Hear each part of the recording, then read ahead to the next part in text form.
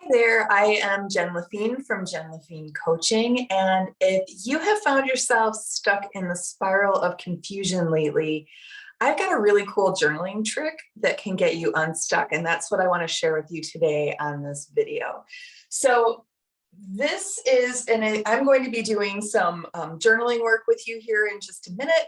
If you've got a piece of paper and a pen and want to write along with me, that would be fantastic. But what exactly is the spiral of confusion? Basically, what it is our brain's way of keeping us from making decisions and solving our problems. And to do this, it keeps us kind of stuck all up in our heads and unable to get clarity about a question or an issue or a problem that we're trying to solve. Now, how do you know when you're stuck in the spiral of confusion? Well, there are some really great cues that you can be looking for. And those include, one, you might find yourself getting easily distracted while you're trying to solve your problem. You might feel a little bit ornery when you're trying to solve your problem. You might become easily frustrated.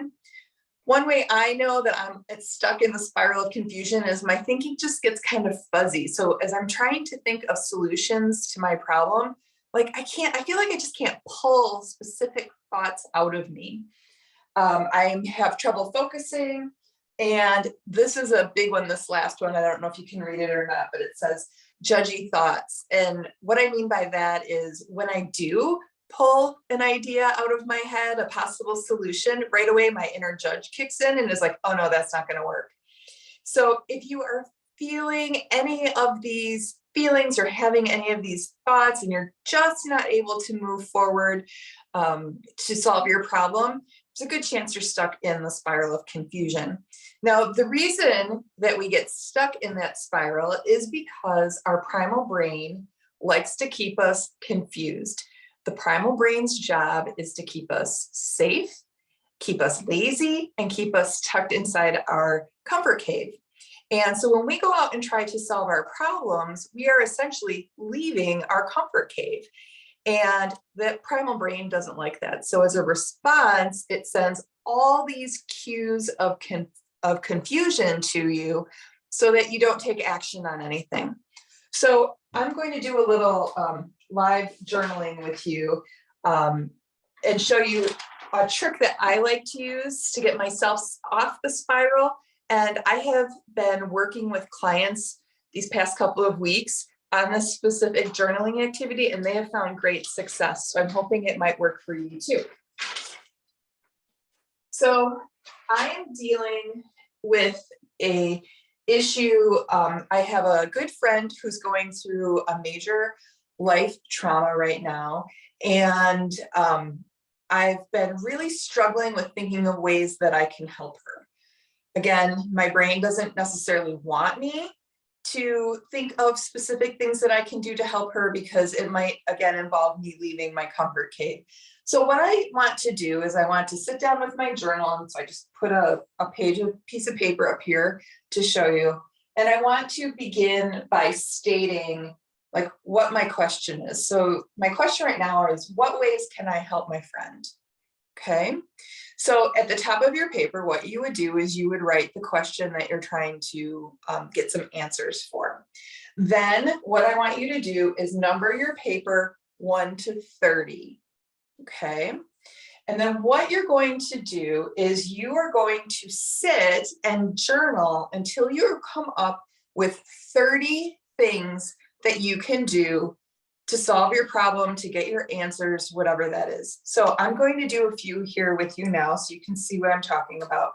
Now, as you're doing this, it is super important that you do not judge what comes out of your brain. So if you have an idea that comes out that you think is a little bit maybe bizarre or impossible or silly or stupid, don't judge it. Just put the words down on the page, okay? Because if you stop to judge it, you're going to get stuck there again. You're going to go right back into the spiral of confusion. So just write the words. You are simply acting as a reporter.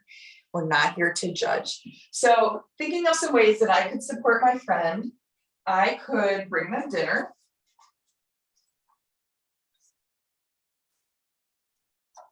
I could babysit for her. I could send her a card. I could write her a note. I could send her a text message. Let's see, what else could I do to support my friend and let her know that she's not alone? I could send her flowers. I could volunteer to walk her dog.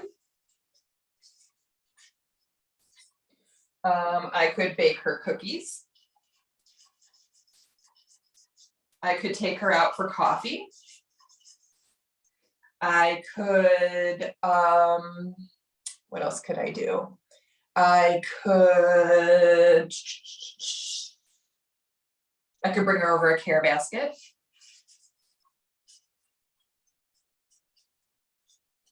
I could call her to check in.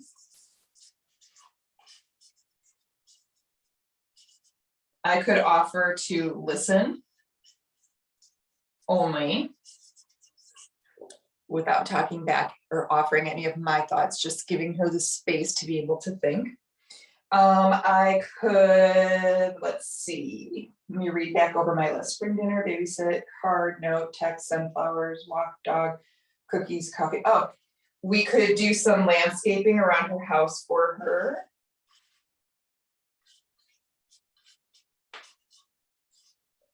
Because she's going to be selling her house soon. What else could I do? I could go with her to appointments.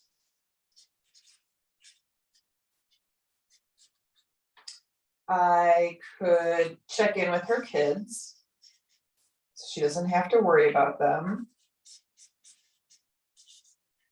Okay.